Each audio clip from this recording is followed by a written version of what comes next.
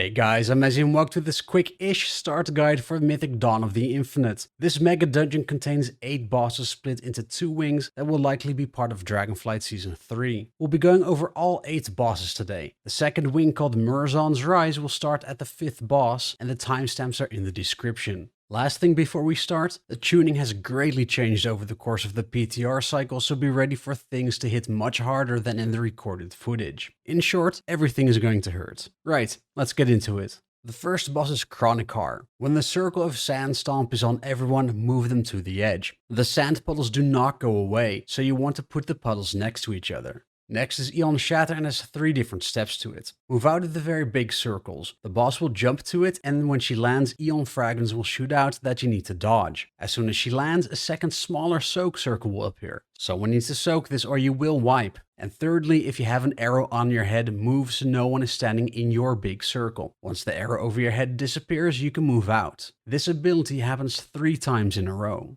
Lastly, Chronikar will put a huge healing absorb on the tank. This needs to be healed off as soon as possible. The tank will also get a 200% damage increase debuff on them that cannot be dispelled until the absorb is gone. So tank and healer rotate cooldowns and dispel as soon as the absorb is gone.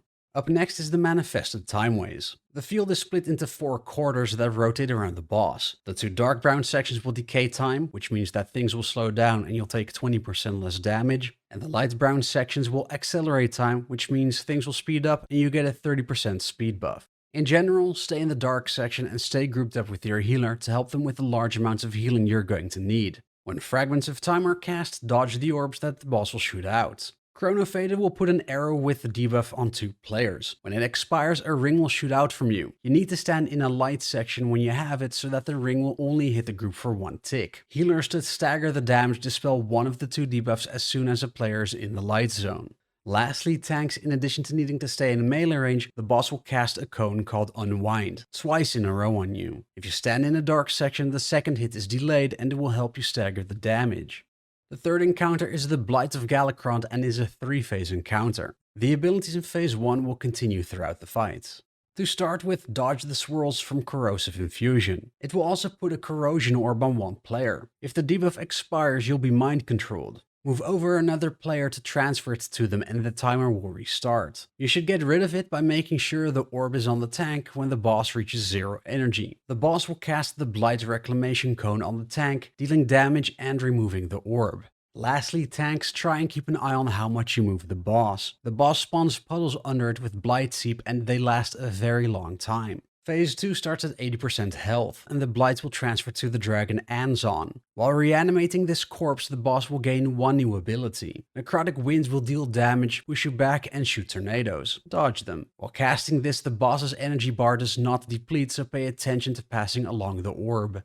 Phase 3 starts at 50% health, and the Blight will abandon Anzon and transfer to 2 new dragon corpses. Dazak will attack random players, and Loskaleth needs to be tanked. Tanks move Los to Daz so they can be cleaved. In addition to random attacks, Daz will run to a player and cast the Cone of Fire, incinerating Blight Breath. Run out of this. Lastly, Los will root a player with Necrofrost. Kill this to set them free.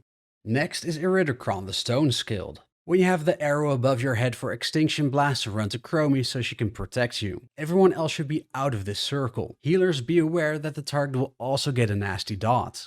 Right after this hit, Stonecracker Barrage will be cast, putting 2 soak circles near Chromie. Everyone needs to soak these. Tanks move in the circle closest to the boss, and the rest should soak the one on Chromie. Once this is done, you'll have to deal with Earth Surge. Stay close to the healer, DPS the shield on the boss, and dodge the spikes. The longer the shield is up, the more damage you're going to take. After that, Iridikron will cast Pulverizing Exhalation. Don't stand in his circle, and don't stand in the breath. Have the entire group move to the same location, but spread out so no one is in your circle, and then kill the ads that spawn. Use stuns and interrupts to prevent them from casting. At this point, the fight repeats itself until the boss reaches 100 energy. The boss will cast Cataclysmic Obliteration. Stand in Chromie's bubble, pop any cooldowns you have remaining to survive the AoE, and DPS the boss to bring his energy down to 0. At this point, the fight ends. Lastly, tanks, be aware that throughout the encounter you'll get the Stacking Crushing Onslaught debuff on you, and it increases physical damage taken. The 5th boss is Tyr the Infinite Keeper. When you have the Spark of Tear debuff, don't let others stand in your circle. Healers, when you dispel it, the entire group takes damage, so dispel one at a time. Tanks tank the boss faced away from the group and on the edge of the room. Titanic Blow is a cone that will also leave behind puddles on the floor. After that first cone, everyone needs to move in to soak the dividing strike circle to share the damage taken. Tyr will do a second cone called Infinite Annihilation, but this time it will be cast on a random player. This will also leave behind puddles on the floor, so you want to position yourself towards the edge of the room. The puddles of both cones don't go away and you really need to conserve space. You need the space to deal with the last ability. When Siphon Oathstone is cast, DPS the boss to remove the shield to stop his AoE damage and pushbacks. Additionally, you need to spread the group around the Oathstone in the middle of the platform. Run through the orbs that move towards it and don't let them hit it. This is a lot easier if you don't have cone puddles that are in the middle section of the encounter. The orbs give you up to 50% haste and movement speed, so it's something you really want to do. Up next we have Morchie. Don't stand in front of her unless you're the tank so you're not hit by Sandblast. When More Problems is cast, many Morchies will spawn. Look for the one without the hat on her head and run to her side. When the Dragon's Breath cast ends, she'll deal a large amount of damage to those standing in front of her. Next, move out of the swirls that spawn time traps and don't touch these. When they trap anything, the group will take some AoE damage. You'll need them though for the last ability, Familiar Faces. Your alternate self will spawn and chase you. Kite them into a time trap to stop them, and be aware that they also deal damage to anyone in melee range, so don't stand near anyone else's. The 7th encounter is the Time Lost Battlefield. The NPC and spell names will change depending on the faction of your group leader, the mechanics stay the same. Tanks, be ready to use personal cooldowns for Decapitate. You'll take damage and take 75% less healing for 5 seconds. Shockwave is a cone that will shoot in the direction of a player. Move away when he faces you, and you can make it easier on yourself by standing closer to the boss. Next, with For the Alliance or Horde, 3 adds will be spawned to kill. Interrupt the Warlock's Emulate casts and move out of the small red circles of Rain of Fire. When the boss jumps at you and casts Blade Storm, move away. And lastly, Healer, be aware that the entire group will take damage from the Warcry AoE.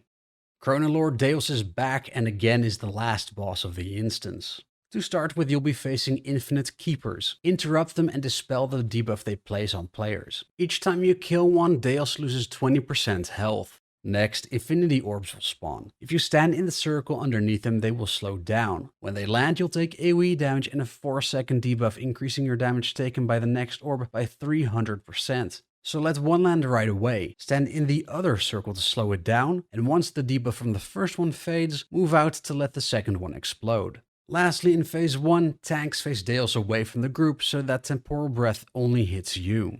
At 20% health, the adds stop spawning, but the other abilities will continue. Additionally, you'll have to deal with one more ability. Infinite Corruption will cause many swirls to spawn where your group is standing, and these leave behind puddles that stay for 2 minutes. So don't spread too far out, move around as a group, and stand next to the existing puddles to neatly group the puddles together behind you as you move around the room. And that's all you need to know for the Dawn of the Infinite bosses. If you liked this video, please like, subscribe, and share it with others. I would very much appreciate it as it helps with the YouTube algorithm. You can also follow me on Twitter at wow_weekly and on Twitch at twitch.tv/bbmezzy. For now, I'm Mezzy and I'll see you again next time.